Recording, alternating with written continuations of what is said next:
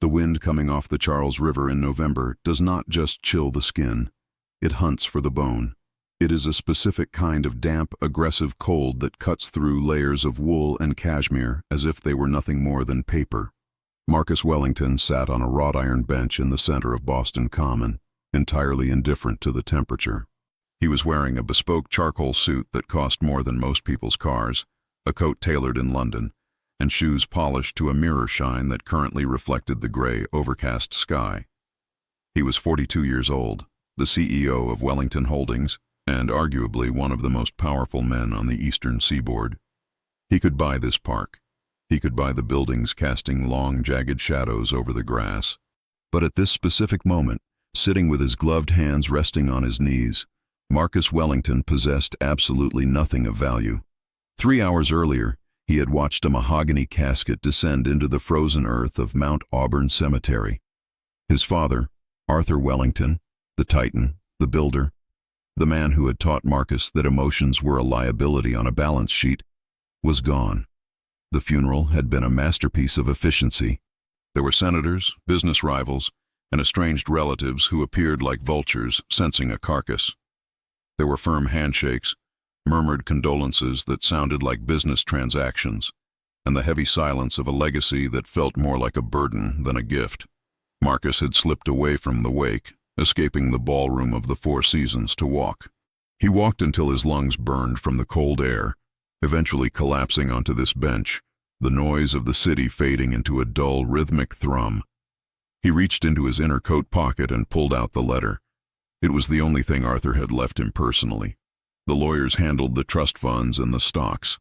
This envelope, sealed with wax, was the only communication Arthur had deemed necessary in his final days. Marcus didn't open it. He just held it, feeling the sharp corners through his leather gloves. He felt entirely, terrifyingly hollow. It wasn't grief exactly.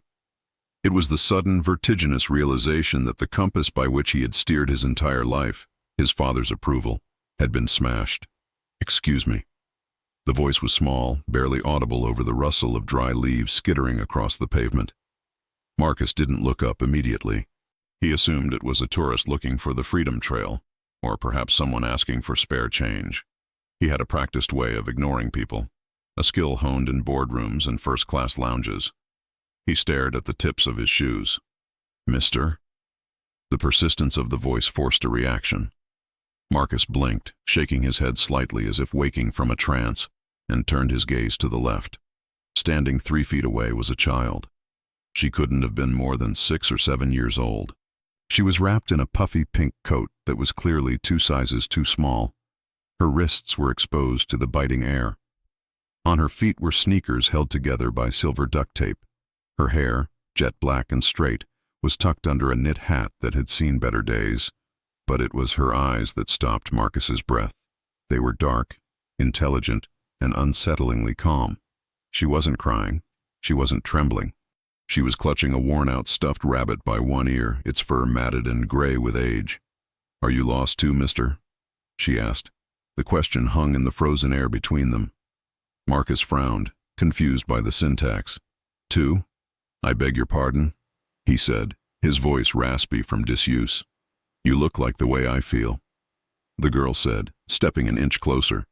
She pointed a small, gloved finger at his chest. "When you sit very still and stare at the ground, it usually means you don't know where to go next. Mama says that's called being spiritually displaced, but I just call it being lost." Marcus looked around. The park was largely empty, save for a few joggers in the distance and commuters rushing toward the T-station. "Where are your parents?" Marcus asked, his tone shifting into the authoritative register he used with employees. "You shouldn't be out here alone. It's nearly freezing." "I'm not alone. I'm with Mr. Hops," she said, lifting the sad-looking rabbit. "And Mama is in heaven. Since May." The bluntness of the statement struck Marcus like a physical blow. He looked at the letter in his hand, his own father in the ground less than a day, and then back at this child who spoke of death as if it were a casual neighbor. "And your father?" Marcus asked. "Never met him," she said simply. "It's just me and Nana." But Nana fell asleep on the bench over there by the pond. She was very tired. She worked a double shift yesterday. Marcus felt a surge of responsible irritation. Your grandmother is asleep in a public park in 30-degree weather. Child, I need to call the police. They will help you. He reached for his phone, the latest model, sleek and expensive. Please don't, the girl said. She didn't scream it. She said it with a quiet, terrified intensity that froze Marcus's hand. If you call the police, they separate us. They take Nana to the senior place and me to the foster place. The last time it took Nana 3 months to find me again. Please, mister. She just needs a nap. Marcus hesitated. The logic of the corporate world told him to mitigate risk. Call the authorities, hand off the liability, walk away. But looking at this girl, he saw a strange reflection. He was a billionaire surrounded by people, yet completely alone. She was a child with nothing, fighting to stay with the only person she had. What is your name? Marcus asked, sliding the phone back into his pocket. Lily, she said. Lily Chen. And I am Marcus, he said, surprising himself. He usually introduced himself as Mr. Wellington. Well, Lily Chen, if you aren't lost, then what are you doing standing in front of me? I'm waiting for the shelter lottery, Lily explained, as if discussing the weather. The St. Francis house opens doors at 5 p.m. If we aren't in line by 4:30, we don't get a bed. We have to be careful with the time. I was counting the seconds, but I lost count when I saw you looking so sad. Marcus checked his watch. It was a Patek Philippe, worth more than the shelter's annual budget. It is 4:15, Lily. Her eyes widened. Panic, for the first time, cracked her calm facade. 4:15? Oh no, Nana needs to wake up. It's 6 blocks away. We can't walk that fast. Nana's legs hurt. She turned to run toward the pond, but her taped-up sneaker caught on an uneven paving stone. She stumbled, nearly falling, but caught herself. Marcus stood up. His legs were stiff, his heart heavy, but a sudden impulse seized him, a desire to be useful, not for a shareholder, but for a human being. Wait, Marcus commanded gently. Lily stopped and looked back. I have a car nearby. Marcus lied. His driver was miles away. He had dismissed him, but he had legs, and he knew the city. Show me where your Nana is. We aren't going to miss that deadline. Lily studied him for a second, assessing him with a street-smart wisdom far beyond her years. Then she nodded. Okay, Marcus, but we have to hurry. Time is the only thing you can't get a refund on. Marcus stared at her, stunned. It was something his father used to say, but with cruelty. From her, it sounded like survival. Lead the way, Lily. They found Elena Chen slumped on a bench near the frog pond, wrapped in a coat that was essentially a patchwork of 3 different garments stitched together. She was a small woman, her face lined with the deep exhaustion that sleep cannot cure. A reusable grocery bag, bursting with papers and clothes, was looped tightly around her wrist, the reflex of someone who expects theft, even in their dreams. Lily gently shook her shoulder. Nana, wake up. It's 4:20. The woman jerked awake, her eyes darting around frantically. Lily, I'm here. I'm sorry, I just closed my eyes for a second. She struggled to sit up, wincing as her joints protested against the cold. Then she saw Marcus towering over them, a silhouette of wealth and power against the gray sky. Elena instinctively pulled Lily behind her, her posture shifting from exhaustion to defense. Who are you? What do you want?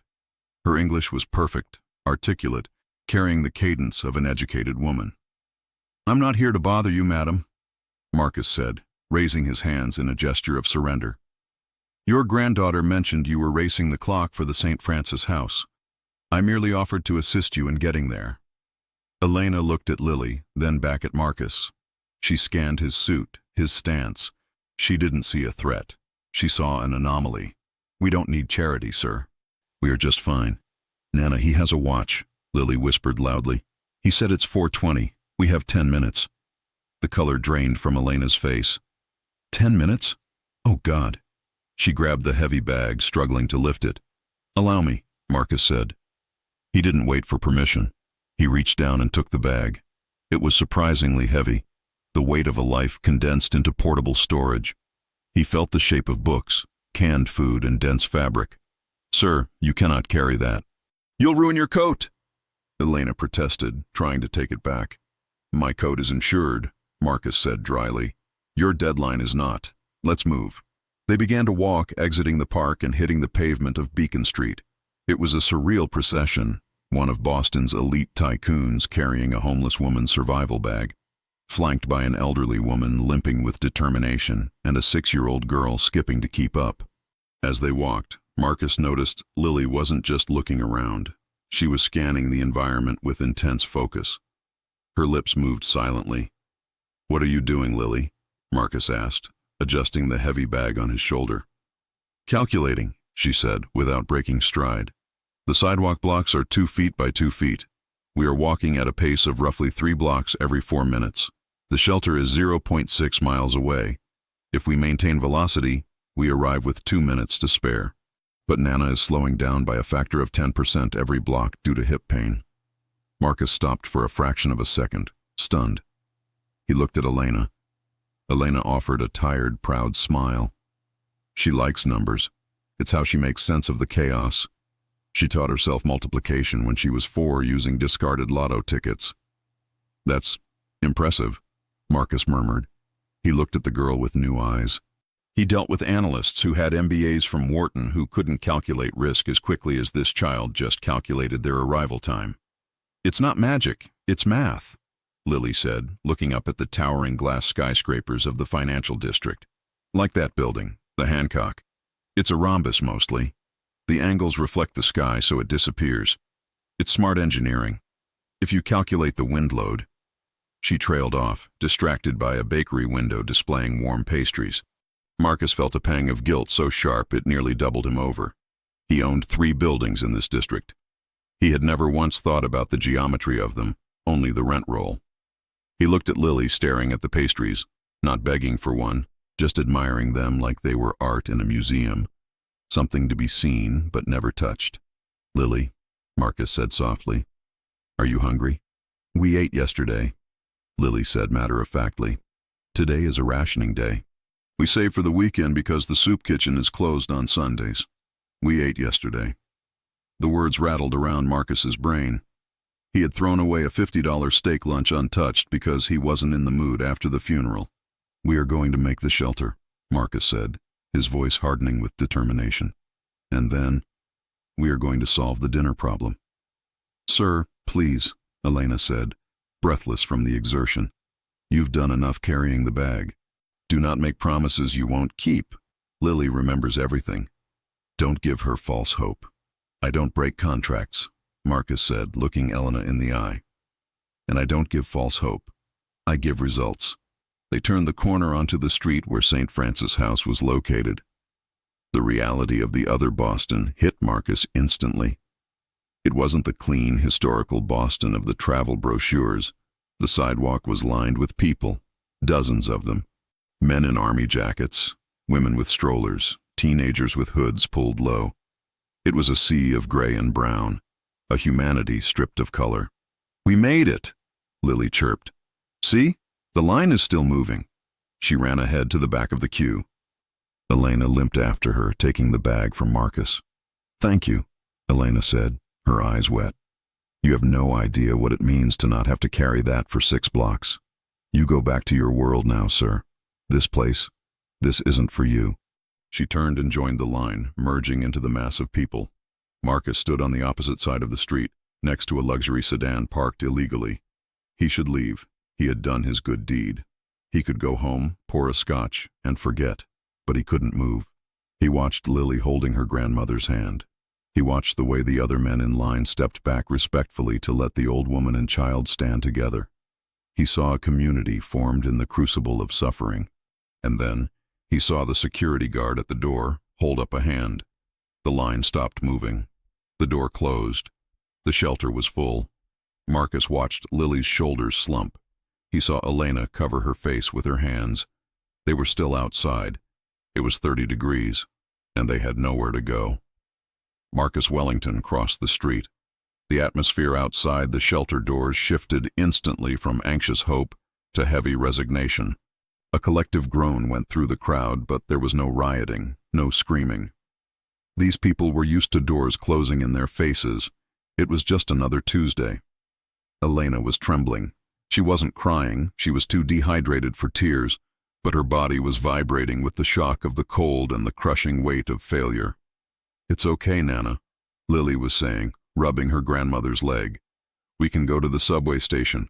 If we ride the Green Line back and forth, it's warm. The conductor is nice. He usually lets us stay until midnight." Marcus approached them, his polished shoes loud on the grit-covered pavement. The people in line parted for him, not out of respect, but out of suspicion. He looked like the kind of man who evicted people, not the kind who helped them. "Elena," Marcus said. Elena looked up, startled. "You're still here?" "Please, sir. I'm too tired for shame right now." "The shelter is full?" Marcus asked, stating the obvious. "Bed capacity reached," Elena recited, her voice dull. "Family overflow is sent to the gymnasium across town, but that fills up by 4B. We missed it." "So the plan is the subway?" Marcus asked, looking at Lily. "It's warm," Lily insisted, "and sometimes people leave newspapers with crossword puzzles." Marcus looked at the building, St. Francis House. He knew the name. His company made a tax-deductible donation to them every year. A check signed by a secretary. He had never realized that his donation wasn't enough to keep a 6-year-old off a subway train. "No," Marcus said. "No subway." "We don't have a choice," Elena snapped, a flash of anger cutting through her fatigue. "You think I want this? I was a mathematics teacher for 30 years, Mr. whatever your name is. I paid my taxes. I owned a home. My daughter got sick. Cancer doesn't care about your savings account. The insurance capped out.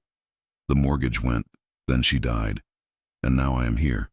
So do not stand there in your cashmere coat and tell me no subway unless you have a solution." The outburst silenced the people nearby. Lily looked down at her shoes. Marcus took the verbal slap without flinching. He deserved it. The system he profited from had chewed this woman up. "My name is Marcus Wellington," he said quietly. "And you are right. Judgment without a solution is cruelty." He pulled out his phone. He dialed a number. "Who are you calling?" Elena asked warily. "The Parker House Hotel," Marcus said. Elena's eyes widened. That's a 5-star hotel. You can't." "I can," Marcus said. "It's 2 blocks away, and unlike this shelter, they have vacancy." "We can't go there looking like this," Elena hissed, gesturing to her rags and Lily's taped shoes. "They won't let us in." "They will let you in," Marcus said, his voice dropping to a low, dangerous growl that terrified his board of directors. "Because you are with me, and I own the building." He wasn't lying. Wellington Holdings had acquired the property 3 years ago. "Lily," Marcus said, extending a hand. Not a hand of charity, but an invitation. "I have a math problem I need help with. It involves calculating room service taxes. Are you available for a consultation?" Lily looked at her grandmother. Elena looked at Marcus, searching for the trick, the catch, the exploitation. But in his eyes, she saw the same thing she saw in the mirror. Grief. She saw a man who was burying his father by trying to save a stranger. Elena nodded slowly, defeated by exhaustion, but lifted by necessity. Lily took Marcus's hand. Her fingers were like ice. "I'm very good at taxes," Lily said seriously. "I can do percentages in my head. I'm counting on it," Marcus said. As they walked away from the line of hopeless faces, Marcus felt a strange sensation in his chest. The hollowness was filling up. It was being replaced by a burning, furious anger at the world he had helped build, and a terrifying clarity that his life, up until this hour, had been a complete waste of time. He led them toward the lights of the city, not knowing that he was walking away from his old life forever. The board of directors would be calling him in the morning. The investors would be panicking. But for tonight, the only shareholder that mattered was a little girl holding a stuffed rabbit who just wanted to sleep in a bed that didn't move. But as they walked, Marcus didn't notice the freelance photographer standing near the subway entrance, aiming a long lens at the impossible trio, the billionaire and the beggars. The shutter clicked. The story was about to begin, but the war was just starting. The revolving doors of the Parker House Hotel spun with a heavy, expensive hush, sealing out the noise and the grime of the Boston streets. Inside, the air smelled of white tea and polished mahogany. A massive crystal chandelier suspended from the ceiling scattered light like crushed diamonds across the marble floor.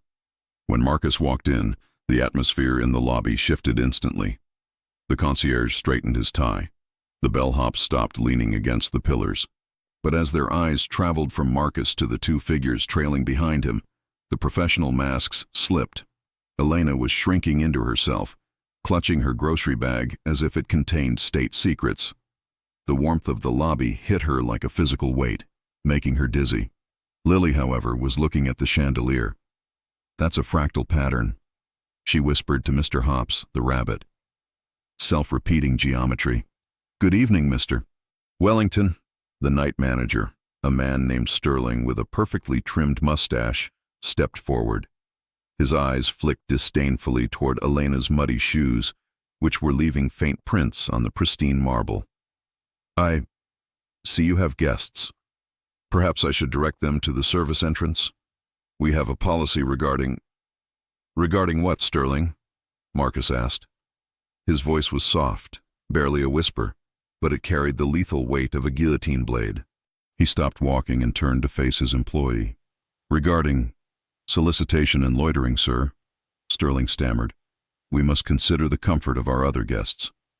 "My guest," Marcus said, placing a hand on Lily's shoulder, "is an expert mathematician who is currently consulting for me on a time-sensitive project. Her associate," he nodded to Elena, "is a retired educator. They will be staying in the presidential suite.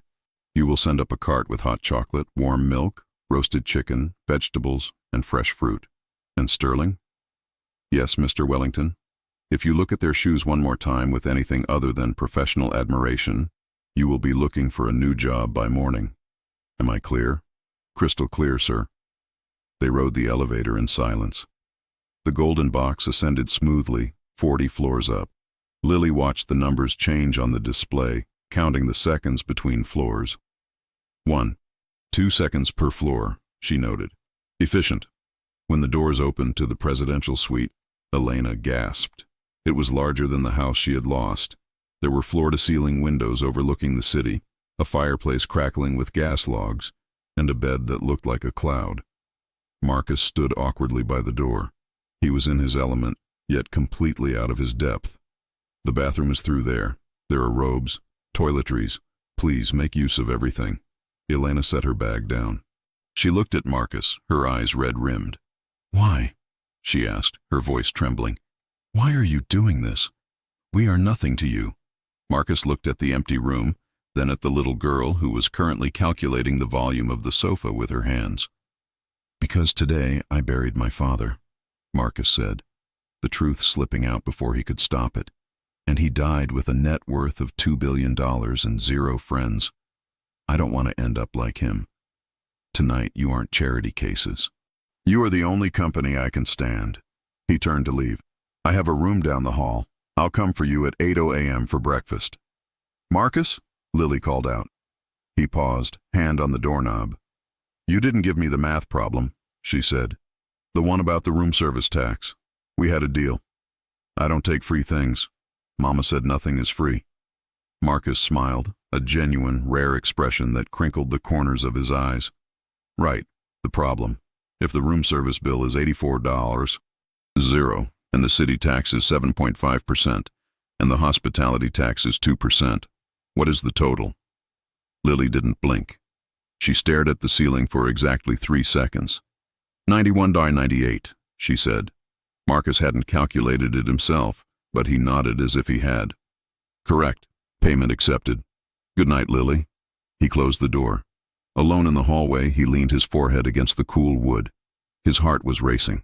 For the first time in years, the silence didn't feel empty. It felt like a pause before something important happened. Marcus woke up to the sound of his phone vibrating itself off the nightstand. It was 6:30 a.m. He picked it up. 17 missed calls from his public relations chief, Sarah Jenkins, 6 texts from the board of directors, and 1 notification from a news aggregator app. He clicked the link. The headline screamed in bold black letters, "The Billionaire and the Beggars, Wellington's Meltdown in Boston Common." Below it was the photo. It was grainy, taken from a distance with a telephoto lens, but unmistakably clear. It showed Marcus in his funeral suit, carrying a dirty grocery bag, walking beside an old woman in rags and a child with duct-taped shoes. The caption read, "Fresh from his father's funeral, CEO Marcus Wellington was spotted wandering the streets with the homeless. Is the Wellington empire in stable hands?" "Damn vultures," Marcus hissed. He dialed Sarah. She picked up on the first ring. "Marcus, thank God." "Tell me it's a publicity stunt." Sarah's voice was high and tight. "Tell me you're launching a new charity initiative, and this was a staged photo op. The stock opened down 4% in pre-market trading. The board is calling an emergency meeting at noon. They think you've had a nervous breakdown." "I am perfectly sane, Sarah," Marcus said, walking to the window. He looked out at the city. Somewhere down there in the cold, thousands of people were waking up on cardboard. "In fact, I've never been saner. I'll be at the office by 10. Clear my schedule." "Marcus, you can't just—" He hung up. He showered, dressed, and went to the presidential suite. He knocked gently. Elena opened the door. She looked different, clean. Her hair was washed and tied back neatly. She was wearing one of the hotel robes, but she had washed her own clothes in the sink and they were drying by the fireplace. "Good morning," Marcus said. "I apologize, but our timeline has accelerated. I have to go to the office. I can arrange a car to take you to wherever you need to go." As he said the words, he felt a pit in his stomach. Sending them back to the street felt like a crime. Elena looked at him, then stepped aside. "Come in, Marcus." "Look at this." Marcus entered. Lily was sitting at the heavy oak desk by the window.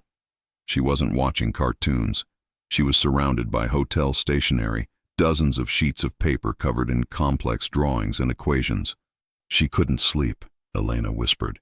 She was too excited by the quiet. She drew a map. Marcus walked over. The papers weren't scribbles. They were detailed diagrams of the downtown area. Lily had drawn the streets, the buildings, but she had overlaid them with data. Soup kitchen, 1.2 miles, open MWF. Library, 0.4 miles, warm, strict guards. Steam grate near Macy's, 55 degrees at night, good for emergency. It was a survival map. A logistical schematic of how to stay alive in a hostile environment, drawn by a 6-year-old. "Are you lost, Marcus?" Lily asked, not looking up from her drawing. "I saw you on the TV this morning. The lady on the news said you are in hot water." "Water is only hot if it's above 100 degrees Fahrenheit. Are you burning?" "Metaphorically, yes," Marcus said, staring at the map. "People think I've lost my mind because I helped you. That's a variable error," Lily said, putting down her pen. "Helping people increases the survival rate of the species. Not helping is the error." Marcus stared at the child. She possessed a logic so pure it cut through the corporate noise like a laser. "Elena," Marcus turned to the grandmother. "I have a meeting at noon where a group of men in expensive suits are going to try to take my company away from me because they think I'm unstable. If I go alone, I might actually lose my temper and prove them right." "What are you asking?" Elena said, crossing her arms. "I need consultants," Marcus said. "I need you to come with me." "To a skyscraper?" Elena laughed, a harsh, dry sound. "Look at us, Marcus. We are street rats. They will laugh you out of the room." "Let them laugh," Marcus said. "I have a tailor coming up in 10 minutes. We are going to fix the wardrobe variable. But I need you there. I need to remember what reality looks like while they talk about stock prices." Elena looked at Lily, who was busy calculating the angle of the sun hitting the carpet. She looked at the warm room. She looked at Marcus, who was risking his reputation for them. "Okay," Elena said softly. "But if they are mean to her, I will hit someone with my bag. I was a teacher, but I am from South Boston originally." Marcus smiled. "I'm counting on it." The headquarters of Wellington Holdings was a fortress of glass and steel in the financial district. When Marcus walked in at 10:15 a.m., the silence that fell over the bullpen was deafening. He was not alone. Flanking him were Elena, wearing a modest but elegant navy wool suit that the hotel concierge had miraculously procured, and Lily. Lily wore a gray dress, new tights, and shiny black shoes. She held Mr. Hops, who had been spot-cleaned but still looked like a relic. "Morning," Marcus said breezily to the receptionist, who sat with her mouth open. "Send coffee to the boardroom. And chocolate milk." They took the private elevator to the top floor. Inside the boardroom, 12 men and women sat around a table that cost more than a house. At the head sat Richard Sterling, no relation to the hotel manager, the CFO. Richard was a shark, a man who had been trying to oust Marcus's father for years, and now saw Marcus as weak prey. When the doors opened, Richard stood up, a fake smile plastered on his face. "Marcus, we were concerned. And I see you've brought guests?" "Consultants," Marcus corrected, pulling out a chair for Elena.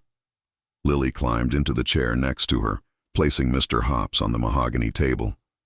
The rabbit flopped over. A board member gasped. "This is highly irregular," Richard said, his eyes narrowing. "We are discussing sensitive financial matters, the Q4 projections, the construction overruns on the Seaport project, and your erratic behavior yesterday." "My behavior is the only thing currently functioning in this company," Marcus said, taking his seat at the head of the table. "Proceed with the Seaport report. I want to know why we are 40 million over budget." Richard signaled to an assistant. A complex schematic of a new luxury condo complex appeared on the giant screen, followed by spreadsheets of materials and labor costs.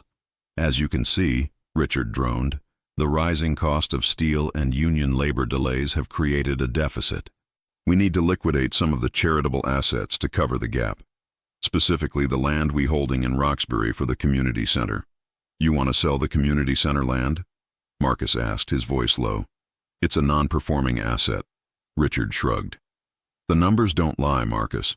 We are bleeding cash on the structural supports for the Seaport Tower. We need more steel than anticipated." Lily, who had been drawing on a notepad, suddenly looked up at the screen. She squinted. "Excuse me." A small voice cut through the room. Richard paused, looking annoyed. "I'm sorry, is the child speaking?" "Lily," Marcus said. "Go ahead." "The numbers are wrong," Lily said, pointing at the blueprint on the screen. The room went silent. Richard laughed. "This is cute, Marcus, but perhaps the nursery is downstairs?" "Where are they wrong, Lily?" Marcus ignored him. Lily climbed onto her chair to see better. "That building, it's a cantilever design. You have the load-bearing calculations based on a solid triangle base, but the design is an inverted pyramid. If you use that much steel on the top floors without counterweights, it will tip over in high wind. But you don't need more steel. You need to change the geometry." She grabbed a dry erase marker from the center of the table and walked to the glass wall. She stood on her tiptoes. "Look," she said. She drew a quick, perfect diagram. "If you change the truss pattern from squares to triangles, triangles are the strongest shape. You reduce the steel volume by 30%. And it's stronger." She turned around, marker in hand. "You don't need to sell the community land. You just need to stop building squares when gravity wants triangles." Silence. Absolute, stunned silence. The chief engineer, a man named Henderson, who had been silent until now, stood up. He walked to the glass. He stared at the 6-year-old's drawing. He pulled out his calculator. He punched in numbers furiously. He looked up, his face pale. "She's right." "What?" Richard snapped. "She's right," Henderson said, looking at Lily as if she were an alien. "The tessellation pattern, we used a standard grid because it was cheaper to design, but the material cost is higher. If we switch to a triangular truss, we save $12 million in raw materials, and the structural integrity increases by a factor of 1.5. Marcus leaned back in his chair. He looked at Richard, whose face had gone a shade of purple usually reserved for bruised plums. "My consultant," Marcus said, gesturing to the girl in the gray dress, "just saved this company $12 million in under 5 minutes. She is 6. You, Richard, have an MBA and a team of 50 analysts, and your solution was to sell a playground in a poor neighborhood." Marcus stood up. The authority he had felt lacking since his father died suddenly flooded into him. "There will be no liquidation of the Roxbury land," Marcus commanded. "In fact, we are doubling the budget for the community center. And Henderson, redraw the Seaport plans. Use triangles." He looked at Elena. She was beaming, not with gratitude, but with vindication. "Meeting adjourned," Marcus said. As they walked out of the boardroom, leaving the stunned executives behind, Marcus felt a hand slip into his. It was Lily. Did I do good? She asked. Mr. Hops fell asleep. You did very good, Lily, Marcus said. You just bought us some time. But as they reached the elevator, Marcus's phone buzzed again. It wasn't Sarah. It was a private number. Mr. Wellington, a cold voice said on the other end. This is Child Protective Services. We have received a report of an unregistered minor in your custody, based on a photograph circulating online. We are on our way to your office. Do not leave the building. Marcus froze. He looked at Elena, who was laughing at something the receptionist said. He looked at Lily. The system wasn't done with them yet. The elevator doors in the lobby of Wellington Holdings slid open, revealing two people who looked entirely out of place amidst the Italian marble and abstract art. One was a woman in a severe beige raincoat, holding a clipboard like a shield. The other was a uniformed police officer, looking bored but imposing. Marcus stepped out of the private elevator, positioning himself physically between the new arrivals and Elena. He saw Elena's hand tighten on Lily's shoulder, a grip so white-knuckled it looked painful. Lily had gone silent, hugging Mr. Hops to her chest. She knew what those uniforms meant. She had seen them before. Mr. Wellington? The woman asked. Her voice was professional, devoid of warmth. I am Agent Vance from the Department of Children and Families. We received a credible tip regarding an undocumented minor living in your custody without legal guardianship. Tip? Marcus repeated, his eyes darting toward the security desk where Richard Sterling's personal assistant had been standing moments ago. The betrayal was swift and predictable. I wasn't aware that hosting guests required government oversight, Agent Vance. It does when the guests are identified as homeless and the host is a single male with no relation to the child, Vance said, stepping forward. Sir, I need to speak with the grandmother. If she cannot provide proof of residence and financial stability, we are authorized to place the child in emergency protective care pending an investigation. Elena stepped forward, her voice shaking but her chin held high. I am her grandmother. I have raised her since birth. You cannot just take her.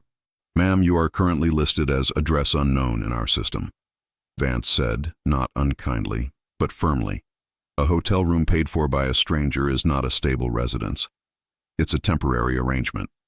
The law requires stability. Marcus felt a surge of rage he hadn't experienced in years.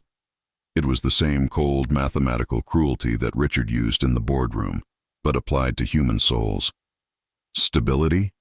Marcus stepped in, his voice dropping an octave. You want to talk about stability? This child just corrected a structural engineering flaw that would have endangered thousands. She is safer in my care than she has ever been. That may be, Mr. Wellington, but the law is a binary system. You are either a guardian or you are a stranger, Vance replied. She looked at the officer. We need to take custody of the minor. Lily let out a small, terrified sound. Nana? Wait, Marcus commanded.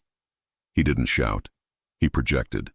It was the CEO voice, the tone that stopped chaotic meetings dead in their tracks. He pulled out his phone and dialed. Get me the legal department, top floor, now. He looked at Vance. You said pending investigation. That implies a window of time. What is the standard processing window before removal is mandatory? Vance hesitated. Typically, if immediate danger isn't present, we can grant a 48-hour grace period for the family to produce a viable care plan. But nothing, Marcus cut her off.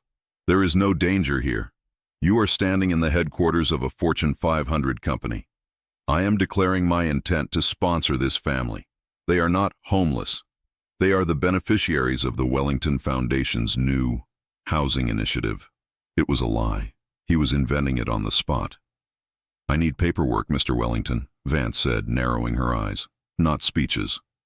You will have it, Marcus said. My lawyers are coming down with a temporary custody affidavit and a sponsorship agreement. You give us 48 hours.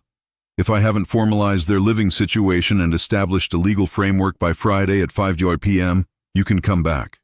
Vance looked at the scared little girl, then at the desperate grandmother, and finally at the billionaire who looked ready to fight the entire police force with his bare hands. 48 hours, Vance said, checking her watch. I'll be back Friday at 5 p.m. If the paperwork isn't perfect, Lily goes to foster care. She turned and left. The police officer followed.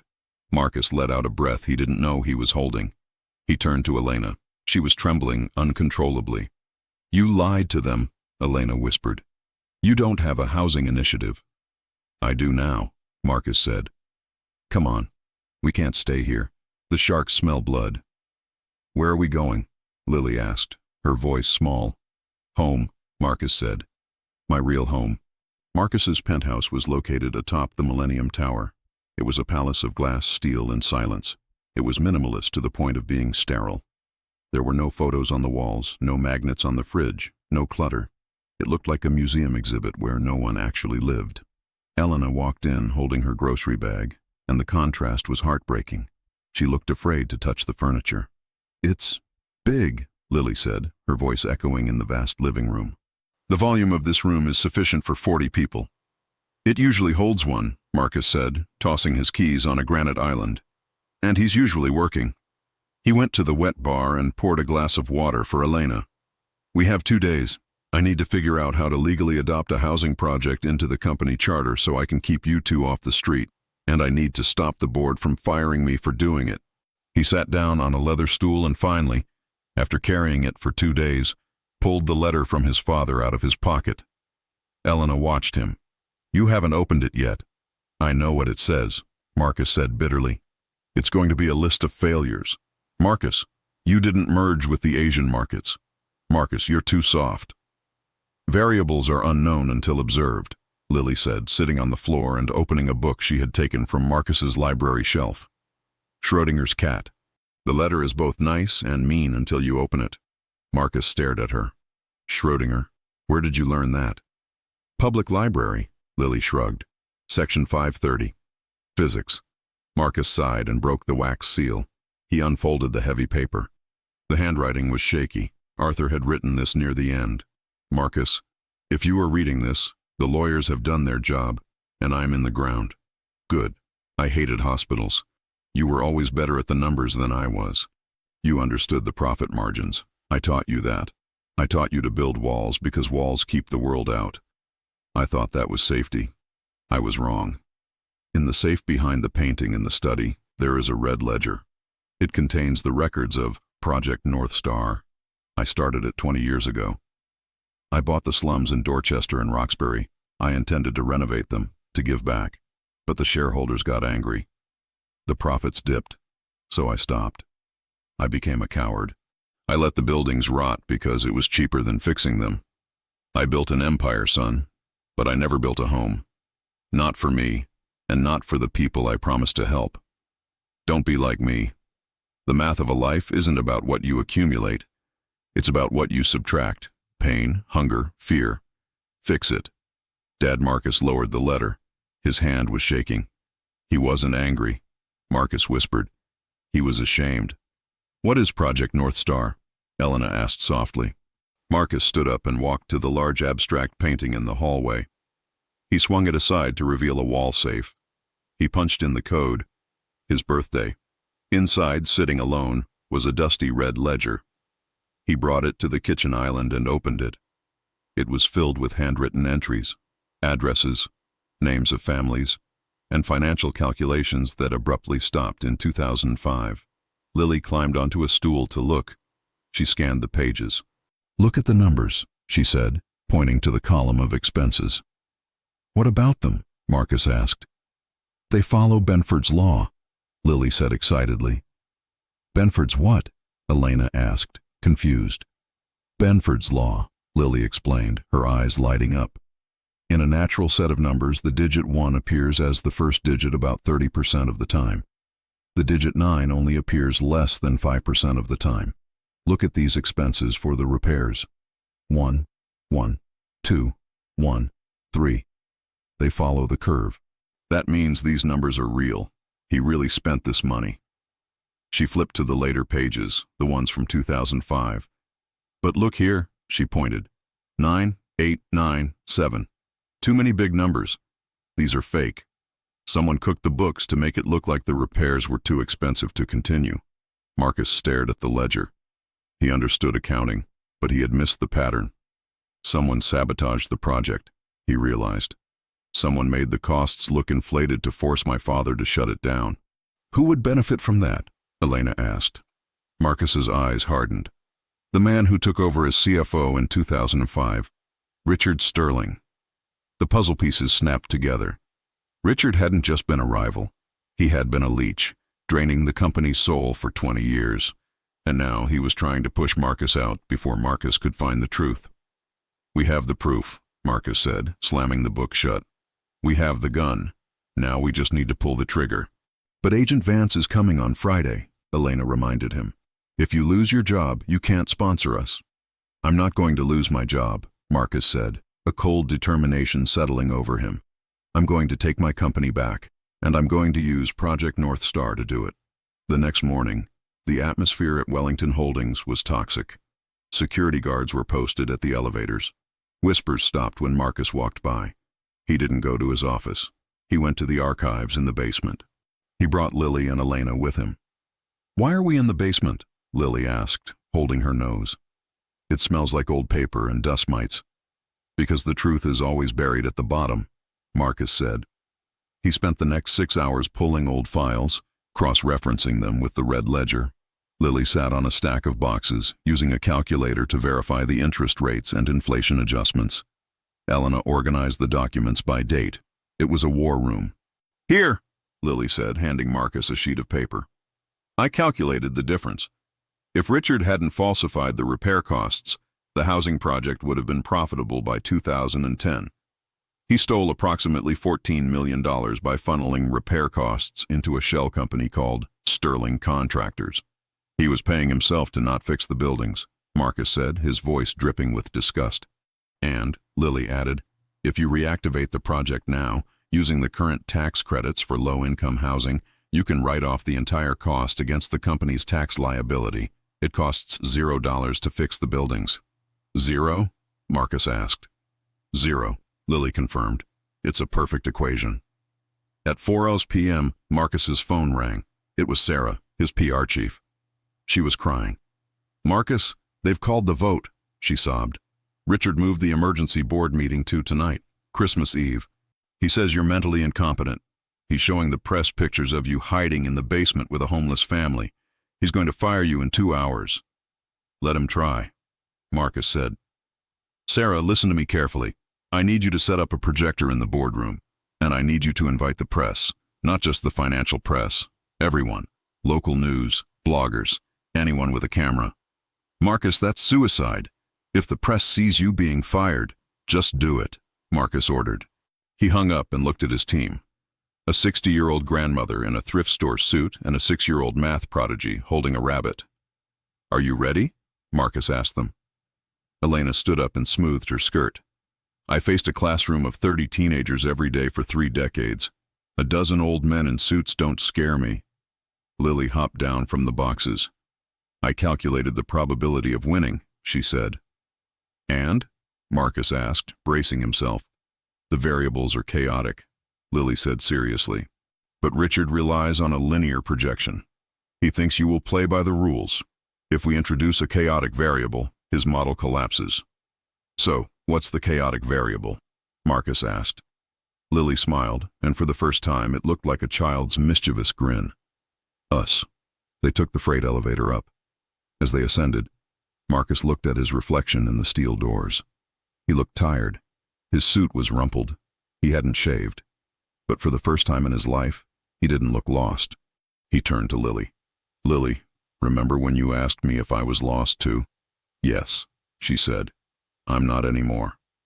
Marcus said. The doors opened. The hallway was packed with reporters. Flashes went off like lightning. Richard stood at the door of the boardroom looking triumphant. Marcus, Richard sneered, raising his voice for the cameras. So kind of you to join us for your resignation. Marcus didn't stop walking. He marched straight toward the cameras, holding the red ledger high in the air like a weapon. I'm not resigning, Richard, Marcus announced, his voice booming. I'm auditing. He slammed the doors of the boardroom open. The siege had begun. The boardroom was a theater of chaos. The flashes of cameras created a strobe light effect, illuminating the terrified faces of the board members and the smug, confused expression of Richard Sterling. Marcus, This is insane, Richard shouted over the noise, standing up and buttoning his jacket. You are violating fiduciary duty by bringing unauthorized personnel and the media into a closed session. Security, get them out. 2 security guards stepped forward, but Marcus raised a hand. If you touch my consultants, he said, his voice calm but amplified by the microphone on the table, you will be explaining to the press why Wellington Holdings is physically assaulting a grandmother and a 6-year-old girl. The guards hesitated. The cameras zoomed in. Sit down, Richard, Marcus said. He didn't sit at the head of the table. He stood by the projector screen. You wanted to discuss the company's finances? Let's discuss them. Lily? Lily walked to the laptop connected to the projector. She looked tiny next to the podium, but her face was a mask of concentration. She plugged in a USB drive. What is this? A board member asked. A coloring book? No, Lily said into the microphone, her voice squeaky but clear. It's a frequency distribution graph. On the screen, a massive chart appeared. It showed 2 lines. One was a smooth, descending curve. The other was a jagged, erratic mess. This is Benford's law, Lily explained, addressing the room like a tenured professor. In any natural set of financial data, like the cost of bricks or hours worked, the number 1 should be the first digit 30% of the time. The number 9 should only be there 4.6% of the time. That is the blue line. She clicked a button. The jagged red line highlighted itself. This red line is the ledger for Sterling Contractors, the company Richard hired to fix the low-income housing projects in 2005. Lily continued. Look at the number 9. It appears 40% of the time. That is statistically impossible in nature. It means the numbers were invented by a human who was trying to make the costs look high. The room went silent. Even the reporters stopped typing. The math was visual, undeniable. He didn't fix the buildings, Lily said, looking at Richard. He just wrote down big numbers so he could keep the money. It's a subtraction error. He subtracted from the poor people to add to his pocket. Richard's face drained of color. This is preposterous. A child scribbles. I have the bank records to match the scribbles, Marcus interrupted, slamming the red ledger onto the table. My father left me this. It tracks every penny you stole, Richard. $14 million diverted from the North Star project. You didn't just steal from the company. You stole homes from families like hers. He pointed to Elena. Elena stood up. She didn't have a microphone, but she didn't need one. Her teacher's voice projected to the back of the room. My name is Elena Chen, she said. I taught mathematics for 30 years, and I can tell you that while numbers don't lie, men do. Mr. Sterling, you evicted my family 3 months ago to make room for a luxury development that you never built. You left us to freeze. But you forgot one variable. What variable? Richard whispered, knowing he was beaten. Hope, Elena said. You can't calculate the resilience of people who have nothing left to lose. Marcus looked at the cameras. Effective immediately. I am firing Richard Sterling for embezzlement and corporate fraud. We are pressing charges. He turned to the board, who were looking at Richard with a mixture of shock and fury. Furthermore, Marcus said, Wellington Holdings is reactivating Project North Star. We aren't selling the Roxbury land. We are building the community center, and we are converting the empty downtown office block, the one losing money, into transitional housing for families. Lily has calculated the tax benefits. It will actually increase our Q1 profits by leveraging unused assets. Is that true? A shareholder asked, looking at the screen. Yes, Lily said. I did the math. Helping people is 15% more profitable than leaving the building empty. It's logical. The room erupted, not with anger, but with the frantic energy of a story changing in real time. The mental breakdown headline was dead. The new headline was being written, The Billionaire's Redemption. Police officers, the ones Richard had called to remove Marcus, now moved toward Richard. Mr. Sterling, the officer said, we're going to need you to come with us. As Richard was led away in handcuffs, the flashbulbs popped. But Marcus wasn't looking at the press. He was looking at Lily, who was high-fiving the chief engineer. He had won, but he knew the hardest deadline was still to come. Friday, 4:55 p.m. The sun was setting over Boston, painting the snow-covered streets in hues of purple and gold. In the penthouse of the Millennium Tower, the mood was tense. Elena was pacing. Lily was sitting on the sofa, clutching Mr. Hops so tightly his stuffing was compressing. The doorbell rang. Marcus walked to the door and opened it. Agent Vance stood there, clipboard in hand. She looked tired. "Mr. Wellington," she said. "It's 5 p.m. "Come in, Agent Vance," Marcus said. Vance stepped into the warmth of the penthouse. She looked at Elena and Lily. "Do you have the paperwork? If not, I have a car waiting downstairs." Marcus picked up a thick leather folder from the table. He handed it to her. Vance opened it. She scanned the first page. Her eyebrows shot up. She flipped to the second page, then the third. "This isn't a sponsorship agreement," Vance said, looking up, confused. "No," Marcus said. "It's an adoption petition and a trust fund deed." "Adoption?" Elena gasped. "Marcus, you can't. I'm the grandmother. You can't adopt her." "Read the second paragraph, Agent Vance," Marcus said gently. Vance read aloud. "Petition for joint guardianship and adult adoption." She paused. "You're adopting the grandmother?" "Adult adoption is legal in Massachusetts for the purpose of inheritance and care," Marcus said. "Elena becomes my legal mother, which makes Lily my legal niece. We become a single family unit. The Wellington Family Trust covers all living expenses, medical bills, and education costs in perpetuity." Elena put her hand over her mouth. Tears streamed down her face. "Marcus, why? You don't need a mother.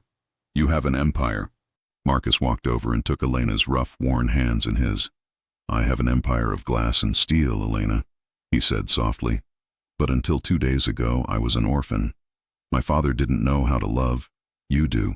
You kept Lily alive with nothing but grit and love. I need that. I need someone to teach me how to be a human being."